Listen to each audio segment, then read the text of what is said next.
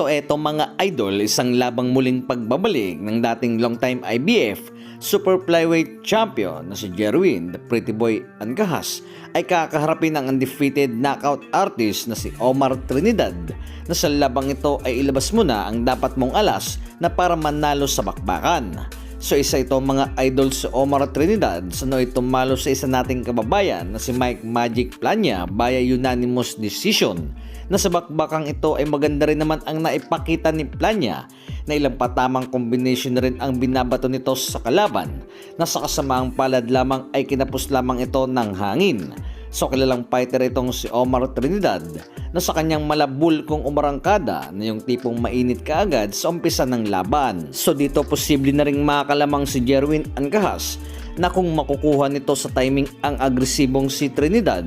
na sa bigat din ng kamao ng Pinoy ay malayong lumusot ang kalaban. Na sa uling laban naman nito ni Angahas nitong taon lamang ay nakaharap nito si Tostado Garcia, home favorite sa Mexico, na tinapos nito via 4th round stoppage. So naging maganda ang kondisyon nito na kung mapanatili nito ang ganitong kondisyon sa laban ay maaring manalo ito sa walang talong kalaban. So ito na rin mga idol ang ikalawang laban ni Jerwin Angahas sa featherweight division na habang si Omar Trinidad simula 2020 pa lumalaban sa featherweight division. Kumbaga ngayon matigas na ito sa 126 na samantalang si Angahas ay nag-a-adjust pa lamang sa 126. So magandang bakbakan ito mga idol ng dahil sa parehas gutom sa panalo at parehas matigas sa laban. Kung kaya't sa unang laban na rin ito sa Sufa Boxing ay malaking pagkakataon para sa Pinoy na muli nitong maipakilala ang sarili sa nalalapit na laban. So ito namang si Omar Trinidad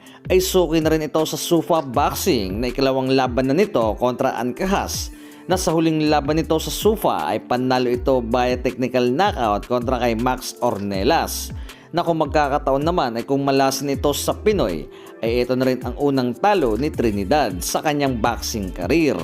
So nagkaharap na nga ang dalawang ito sa idinaos na weigh-in kung saan ngayon naging mainit ang titigan ng dalawang boksingero na animoy gusto na ng bakbakan na ngayong June 28 na sa Supa. Samantala mga idol, sa isang interview naman ni Kuyang Joseph sa nooy nakalaban ni General Casimero na si Pilipus Energy Ngintumbwa na patungkol sa posibleng laban nito kontra kay Marlon Tapales na ayon kay Pilipus Ngintumbwa ay 1 round lamang daw itong si Marlon Tapales sa kanya. So ganito kainit ang naging banat nito sa Pinoy na yung tipong ni isang tsansa ay wala nga raw itong panalo sa kanya na sa ilang interview na rin na ito ay ito lamang ang ilang quick na pahayag ni Pilipus Ngintumbwa na kung pupuntahan nyo ang channel ni Kuyang Joseph ay mahaba ang pinag-uusapan nila.